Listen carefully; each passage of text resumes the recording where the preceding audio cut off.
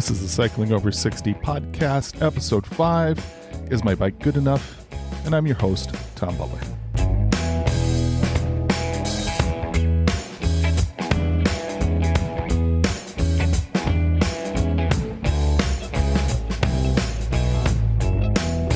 Hello. Welcome to my journey to complete the 206-mile Seattle-Portland bike ride, organized by the largest statewide bike club in the nation, Cascade Bicycling Club. I am now 86 days away from showing up at a University of Washington parking lot and seeing if I can make this. There is still a lot of information I would like to have before I ride, so I need to have more people on to talk about the STP. Shout out to me, I am very close to hitting 1,000 miles. That is a satisfying achievement. I do want to keep up or even exceed my current training level, so it'll be interesting to see how soon I can do the next 1,000 miles. People talk about the STP as being a fairly flat route. That is one reason that I'm even attempting to do it. If it was a bunch of hills, I wouldn't be able to make it for sure. However, there is one hill. STP people call it the hill. I am a bit intimidated by the hill. It is in Puyallup, Washington, which isn't too far from me, so I went over and drove it. It is more steep than anything I typically ride. I wouldn't feel safe riding the hill to train on it, but after searching for some time, I have found what I think is a good ride to train for it. It is a ride up to Mud Mountain Dam, which is a U.S. Army Corps of Engineers flood risk reduction dam and a recreation facility outside of Enumclaw, Washington. The STP hill is 1.5 miles with a 316-foot elevation gain. The Mud Mountain climb is 3.5 miles with the last mile covering 313 elevation. Over the 3.5 miles, it climbs 578 feet. So I do see this as a good training ride. I have only ridden it once so far, and I really struggled, especially on the steep parts, and I had a really hard time maintaining my heart rate within range. That caused me to step off the bike at least 5 times. I have to admit, I stopped counting at one point. It took me a whopping 36 minutes to do the 3.5 miles, so I have a lot of work to do for sure.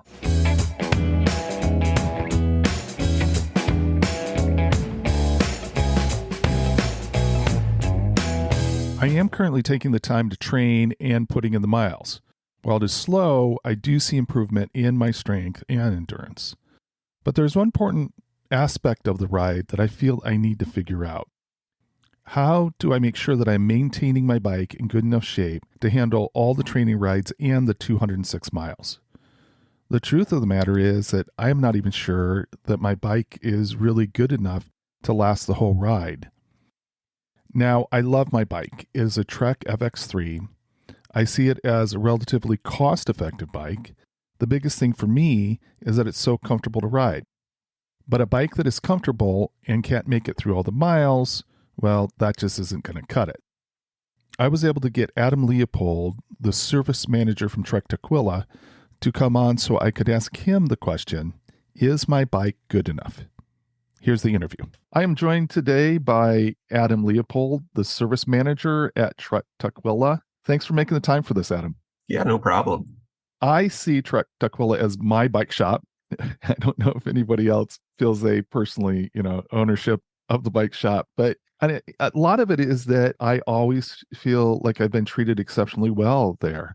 And I can ask really uninformed questions, and I've always found people to be really understanding. And I think today would probably be a continuation of me asking uninformed questions. So I appreciate you taking the time to fill me in on stuff. First, tell me a bit about what you find enjoyable about bike mechanics. Yeah, I mean, I've always been passionate about bikes. So, moving over to the bike industry has been a wonderful experience. I'm excited to wake up and get to work every day. So, see and meet new people that kind of share the same, interests that I do. I love the problem solving of being a bike mechanic. People bring in bikes that need work and need, fixing, and I figure out what's going on with it and give it back to them in better condition and hopefully as good condition as when they first bought it. So What would you say about innovation in the bike industry? Is that pretty interesting to see? yeah, it is exciting to see like new products as they come out, and they come out all the time. And being like one of the first people, in the area to see the stuff. Like we just got a new cargo bike. Trek announced a cargo bike earlier this year, and we got one in 3 days ago. We built it up. We went out for a test ride on it, and it's quite the experience to ride around on a cargo bike. It's definitely different. That's Um, cool. it's That's fun. cool. I'll Yeah, have to stop by and see it. It's yeah, really cool. definitely. Now I am, preparing to ride the SDP. You're familiar with the SDP, and I have challenges, physical challenges I'm trying to overcome. The biggest thing is I'm slow, so I feel kind of bad for everybody that's riding with me that they have to go at my pace. But one of the things that I don't know, I'm not very mechanical and I don't know bikes as well as you do, but is my bike good enough? I ride a Trek FX3, and so is that bike good enough? So I'll ask some more detailed questions here, but just out of the gate, what would you say? Is this bike going to be good for me? I mean, I think the FX3 is a great bike. It's our fitness bike in the hybrids, so it's definitely more sporty than other hybrids. You typically get a more road style gearing with it, so you can definitely go quick, and it's going to keep you more comfortable than say like maybe a racier road style bike because you're going to be more upright. It's going to be better on your neck. Definitely keep a better eye of the road. So yeah, I think the FX is a great bike. Those are some of the things for me that I made the switch to the FX3 was I want to use cycling as the way that I stay fit for decades. Yeah, And I had gotten to the point where I needed a more upright position to be comfortable. And it has really delivered on that. I'm really, when I get done riding, did a 60-mile ride on my 60th birthday, which was cool. And at the end of awesome. that, felt really comfortable and going out for 80 miles here in a week or so. And I think it would make a huge difference having that positioning than if it was in another bike. So that's cool. Can you talk a bit about the FX3 frame design? When you say fitness bike, when you say hybrid, what's the different about that frame design, and then maybe a little bit about the materials of the frame of the FX3? Sure. Fitness design, like it's definitely like a hybrid bike, so it will keep you more upright. Compared to our road bikes, which are designed for like drop bars, it's meant to be a more approachable bike, easy to get on, get off, and for all people to find enjoyable. So, it's going to be a little more sportier than like our Verve, which is our comfort bike in the hybrids, going to be more designed for like roads than say our dual sport, which is more of our trail gravel type bike in the hybrids as well. Definitely going to be quickest out of the hybrids. Like I said before, it's got that road style gearing, and it has what Trek calls the alpha aluminum, which is a very lightweight aluminum. It has the carbon fiber fork, so definitely helps to smooth out the ride. When you talk about the alpha aluminum, Yes, it seems like that is. Do you know how long kind of the current version of their aluminum frame, how long that's been around? Because it seems like that's touted as a pretty significant design advantage. yeah, I don't know the exact time frame when it came about, but there's definitely been a lot of technology advances in aluminum recently. So, they're able to shape it in ways that they weren't able to shape it before. They're able to, because of that, they're able to save weight with it. So it's actually very competitive with carbon fiber. Yeah, and it sounds like it has some dynamics to it too that they were able to achieve that are more similar to carbon fiber. Yeah, exactly. So that's cool. I don't know if I would feel that. Maybe someday I'll come down and jump on a full carbon fiber Sure. FX, and kind Yeah. of, I can't imagine that I'm attuned enough to the feel of it that I go, okay, this is carbon fiber if you blindfolded me or whatever. Yeah, but it is cool. And I'll actually put a link to in the show notes about Trek's website where it talks about their technology with the frame with aluminum frames. And you did mention the carbon fork. So Yeah. the FX3, they do put a carbon fork on, and I'm curious what does that provide? Why make that decision to put the carbon fiber fork on there? Yeah. Like I said, it's carbon is a natural like dampening. So it does eat up some of that, the shocks that you can feel from the road. Aluminum naturally is a stiffer material. And so you would definitely notice more of an impact on your hands having an aluminum fork versus that carbon fork. So the carbon fork does help give you a more comfortable ride. It does lighten it up a little bit. Probably not enough to notice, but Mhm. um, it does kind of help in that aspect as well. That sounds attractive to me when I think about 206 miles over 2 days. Yeah.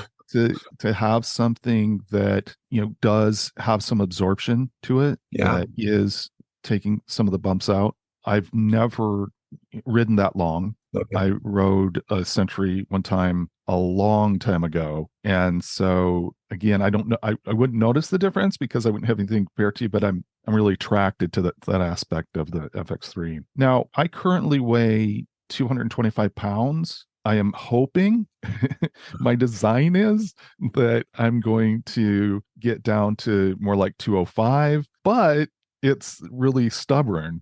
And I've put almost 1,000 miles in now of training, and I've lost 5 pounds. So Yeah. I'm starting to wonder how I'm going to do with that. I'm just curious, is kind of where does that weight limit come in before you start having to think about a different frame or material or whatever? Is 225 like no problem at all, or how would you look at that? Yeah. 225 is no problem. I believe most of Trek bikes are rated for 275, and Okay. I definitely have seen bigger people on bikes than that. Okay. We actually have a pretty regular customer that started over 300 pounds, and he's lost, I think, 90 pounds since he started Wow. biking. Yeah. Wow. Yeah. He's got a pretty good story. He's got it on YouTube somewhere. That's cool. I could probably send that link over. Honestly, the biggest thing that kind of gets affected are the wheels. The Okay. wheels kind of take most of the impact of that weight.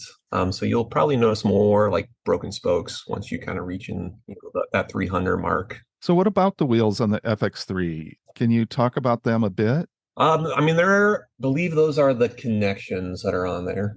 They are, a solid choice. Definitely, made to be able to take some abuse and be able to, ride for a long, long time. So, they're supposed to be bulletproof. So Okay. I've not seen too many issues with them. Nice. So, Nice. yeah. And I wonder if, kind of a fitness bike like the FX3, if you expect maybe people abusing it more.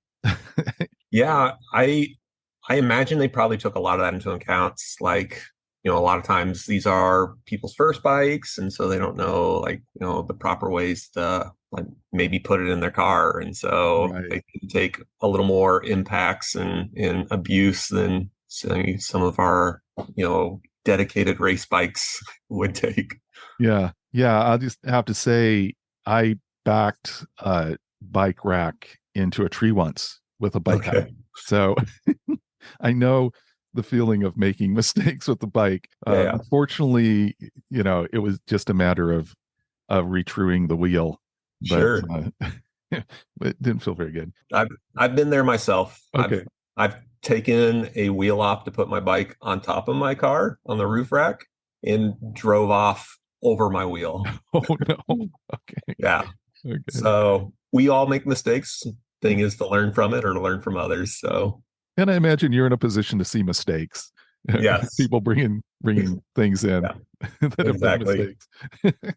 And I do my best to assure that I've been there myself. So Gotcha. Gotcha. Cool. the FX3 has no front derailleur, and Yeah, there was a long time I bought my first Trek in 1984. It was a Trek 1500. It had aluminum right there on the frame yes, because, that was an advancement. And then I didn't get a new bike for a long time. sure.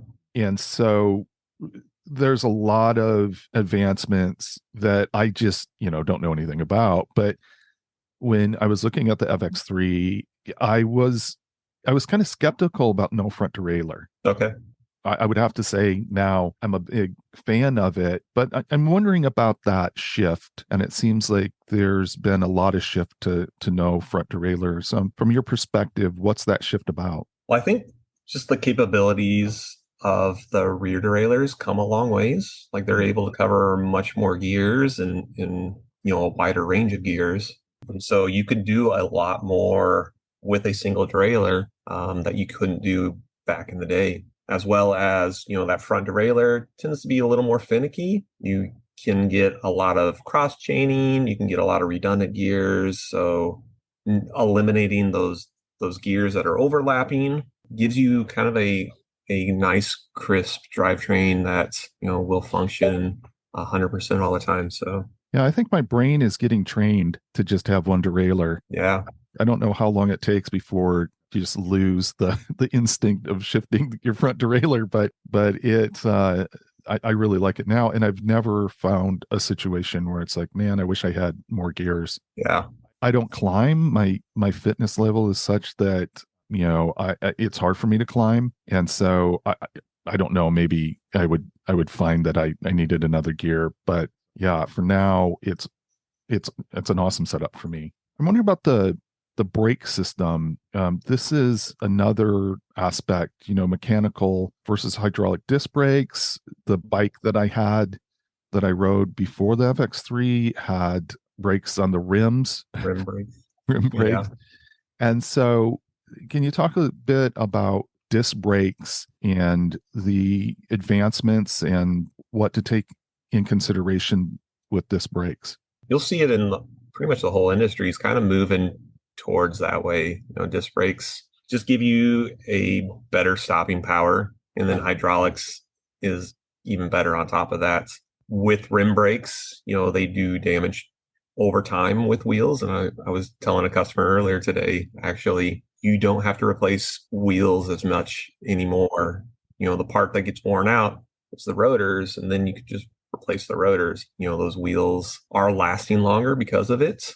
I don't see as many broken spokes, and maybe just wheel design itself is just getting better, but the wheel is taking a lot less impact from, those brake pads over time. And stopping power, like having reliable stopping is crucial in, the pros and the pro pelotons noticing that as well. So, you don't see anyone with rim brakes these days. So Is that particularly the case, like where we are in the Northwest and a lot of wet weather? Is that a factor that's really helpful? I think, having rim brakes up here is much more crucial than having rim brakes, somewhere where it's dry all the time and it's flat. And, I remember several years ago when I did a ride and I was riding carbon fiber rim brakes. It was terrifying. Wow. Holding my brakes for dear life and was not slowing down one bit.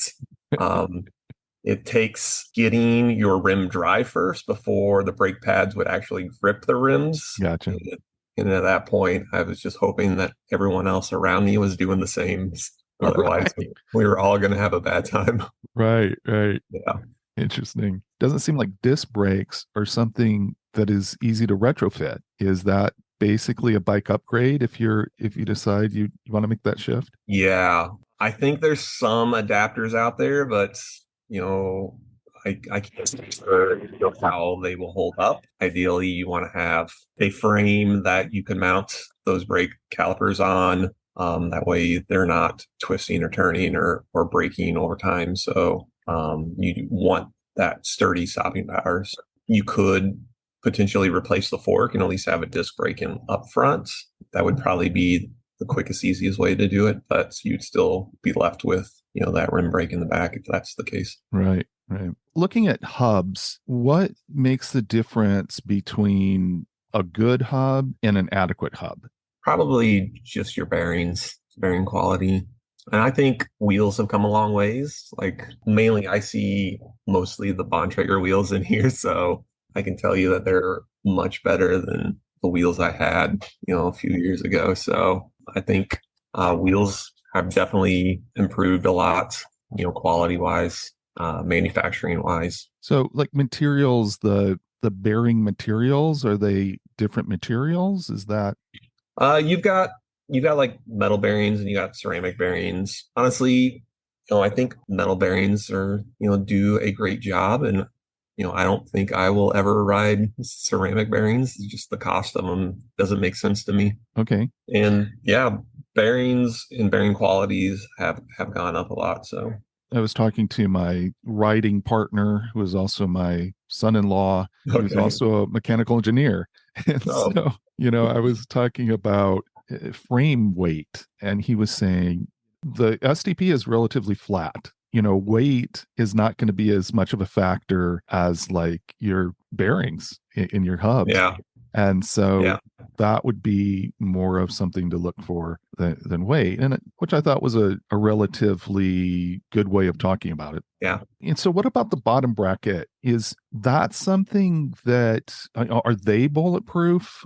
Pretty much, is it something you need to be careful with? What are some of the things that you need to take into mind to not damage a bottom bracket? They're not bulletproof. Keeping the bike clean goes a long ways. Once water and dirt and stuff kind of penetrates those seals, then they can kind of, corrode away at those bearings or wash away the grease that's in there, and then that can start doing damage over time. Ideally, you bring your bike in for a tune-up, make sure that someone professionally looks over the bike and make sure that, the bike is still rolling good. But as long as you're, keeping your bike clean and well lubricated, that goes a long way. And then just checking to make sure everything's tight. Things do kind of loosen up over time, and so just making sure that, your crank's not getting loose to give the opportunity for, those seals to kind of separate, or to get dirt or anything in there. So And so, kind of riding in maybe muddier conditions, that's maybe something that needs to be looked at more often. yeah, definitely. I come from the roadside. I've got, most of the other people here in my shop are mountain bikers, and so I see them like diligently cleaning their bikes all the time, and I'm like, dang, this is why I don't become a mountain biker, because I can't do that. Right. But yes, cleaning your bike after, if you go through some mud and dirt, and I don't say don't go through it. That's half the enjoyment, I think. That's why I got into gravel riding, is to get dirty. But, when you do, it's best to make sure you're washing your bike and getting it properly cleaned and back to lubricated. The FX3 has Shimano Dior components on it. Yep. And that is a name that seems to have been around forever Yeah. as a quality component set. Do you have, what would you say about Dior and the reliability? Is that definitely something that is a good set to do, 200 miles and all the training that goes up to it? Yeah, definitely. Dior's, in the Shimano lineup, it's definitely, Shimano, I don't think is going to put their name on something that they're not going to stand behind. So I think Dior is a great set of components. I would check your chain regularly, make sure that your chain's staying within the limits, because once you go too far past, then it can start doing some damage on your cassette or your chain rings. But as long as you're checking your chain, and you should be able to get a couple thousand miles out of your chain. So Okay. Would you be hearing that if your chain's out of alignment? It seems like you would hear a difference with that. Is that not necessarily the case? not necessarily. I wish I had the tool in front of me, but it's like the difference between like a good chain and a bad chain is so like unnoticeable that Interesting. it's hard to tell without having a proper gauge to kind of measure it. And so you said how many miles You should be able to get, several thousand miles. It Okay. kind of depends on the person, Yeah. how they're, caring for the bike, how much power you're putting out. I was changing my chains probably once a year. I probably don't do it as much as I do now, but I'm also cleaning my bike and oiling it a lot better nowadays. So, Okay. Okay. and I don't, since working in a bike shop, I don't ride as much as I used to. That's too bad. Yeah. I think it's still at that point where that most people could make a decision to ride the STP and have Mhm. enough time to train for it. If I'm looking at an old bike that I have in the garage and saying, okay, do I need to upgrade if I'm going to, do the training and put 200 miles on this? Are there some general things that you could advise people to look for? It's like that, this is time for you to move on to a new bike. Is that too broad of Sure. a question? I would get it inspected and make sure that it's mechanically functioning. A lot of times you're going to need like parts and labor to get it back into shape. If that cost starts to outweigh the cost of just getting a new modern day bike, you got to factor that in. Comfort, I think, is also a big factor. If you're comfortable on that bike and it's mechanically sound, then I don't see any problem. If you wanted to pull a bike out from the 70s that's lug steel and whatever, if you're comfortable on it and it's fully functional, I say go for it. You talked about advancements happen in the bike industry. Yeah. If your bike is, it seems like if it's 10 years old, then there's been a lot of advancements. Is that the same 5 years old? Is it worth like at least looking and saying, okay, what advancements are out there? I think so. You see it more kind of in the mountain bike side, like geometry changes a lot, technology changes a lot, and they kind of lead the way, and it kind of feels like it trickles down over to the roadside. So, you're seeing more one by drivetrains on the road and hybrid, and it all kind of started over on the mountain bike first. Interesting. Now, I modified my bike by putting Ergo brand grips on the handlebars, and in order to do that, I needed to swap out and put the bars from the FX2 on FX3 because the ISO zone on there Okay. wasn't accommodating those bar Those ends. grips. I'm wondering, I use those a lot. Okay. If I'm climbing, I'm out on the bar ends. I'm putting a lot of torque on that. I'm Yeah. wondering, are the bars made, that's no issue at all? Put that kind of torque on them. Is there something to take into consideration as far as that is concerned? Yeah, they should be solid for you. I don't see any reason. I mean, as long as everything's tight, yeah, it should hold up. Talk a bit about the ISO zone. That is a really interesting. I'm imagining a lot of people don't know about it, but there is actually an insert in Hmm. part of the bar that is specifically meant to absorb shock, Yeah. and that's to me a really interesting thing to put out there. Yeah. I don't know the full details on it all. My bars on my drop bar have ISO zone as well. So they've got like a little indentation and then they've got a little pad of foam that goes in there and keeps the bars feeling round while having some padding. That's more of an engineer carbon, person or someone over in the manufacturing department than myself. But the hands is one of the main contact points of the bike. So, Yeah. those being comfortable matter a lot. That's going to matter on how long you're going to be able to ride, how much you're going to be able to endure. I think that's specifically the case. I mean, this whole effort I'm on, cycling over 60, is about the STP, but also about I see cycling as a particularly good way to stay fit, after you're 60. There are more issues with hands Yeah. as you get older. And so I think finding those advancements, kind of those design advancements that give comfort, I think that's a pretty significant thing. I'll be interested to hear from other people, what they're doing to keep their hands comfortable. Because, like you said, I do think that's a huge thing. I'm planning to bring my bike down for a complete tune-up before the Sure. SDP. I bought it last November, Okay. And so, I've put about 1,000 miles on it. And I actually, I think, need to pick up my training pace and put more miles per week on. So I'm kind of wondering what would be a good, the STP is in June, the weekend of the 15th. I'm sorry, July, the weekend of the 15th of Yeah. July. And so I'm wondering when do you think it would be a good time to bring that in? Sooner the better. Oh, okay. Okay. Yeah, business will start picking up, the closer we get to STP. We definitely have had people bring in their bikes the day before saying, "Hey, we're doing STP." And we're like, "Unfortunately, so are 30 other people ahead of you. So we can't really bump you in line." So the sooner the better.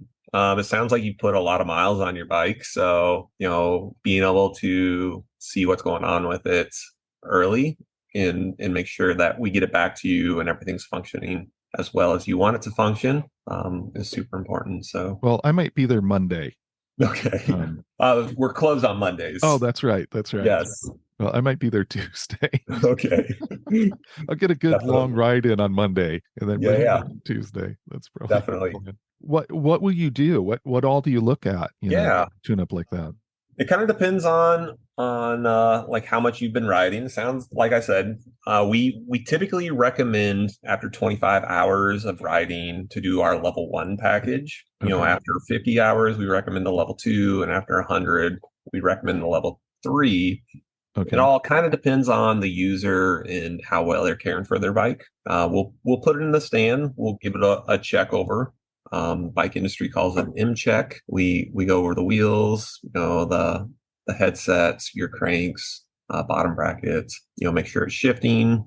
We'll check your chain, all that stuff, and then we kind of give you an evaluation of what we think needs to be done, and then we get the okay from you on if you want to proceed with our recommendation. I hope I'm not getting a grade like how well I've been taking care of the bike. It's like, No, definitely not. Like I said, most of us have been there.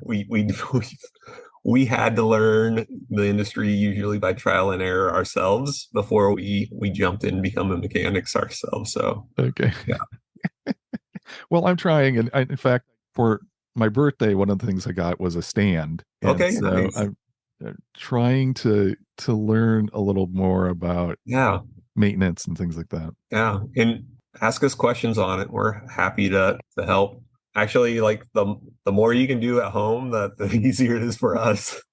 Yeah, there we go. Well, and I did see like there was some event going on that was like a ride and crane. What was it? Our ride and wrench. Ride and Yeah, wrench. Yeah. yeah. So that's cool. I I wasn't able to make that, but I think it was we didn't realize it was a holiday, whoever was planning it. So it's actually this Sunday. okay, okay. Yeah. Oh, well, I'm not going to make that either. But anyhow, No worries, no worries. okay. Now let's say that I was in really good shape. Okay, and I decided I'm going to really go for it and do the STP in one day, like as fast as I can, really go hard. Okay. And I wanted to invest in a road bike that is exceptional. Okay. I'm not looking for a budget bike. I'm looking for something exceptional. What Trek is there right now that you think would really fit that bill of of 200 miles and the training and everything that you would steer someone to? I would definitely lean towards our Domane SL models. Those are going to be our carbon fiber Domanes. They've got the ISO speed to help smooth out the road a little bit more. They're able to put on wider tires, which help, Hmm. with the impact as well. So it's definitely built to be it's more upright than say our Madone or our Amanda or our Checkpoint. So, you're not having the strain on your neck that you would for doing, 200 miles that you would on those. Okay. Okay. Yeah. That, Damani is definitely a good choice for something like that. that's probably not going to happen next year for me. I Sure. don't know. At this point, I'm feeling like I don't know that I'll ever do the STP in one day. My wife is saying, no, you're not doing the STP in the future. So we'll see what happens after this experience. But Yeah. yeah, it's good to know. Well, Adam, I really appreciate you again. You taking the time to do this. Yeah, no And problem. it was fun. You might hit you up again sometime for a Sure. specific question or something. And really appreciate you guys there at Trek Tukwila. And looking forward to coming in, having the bike gone over, and kind of hearing recommendations there. Sure. So, thank you. Yeah, no problem. Yeah, anytime. All right. Take care now. Yeah, you as well. Hope to see you soon. Yep. Bye. Bye.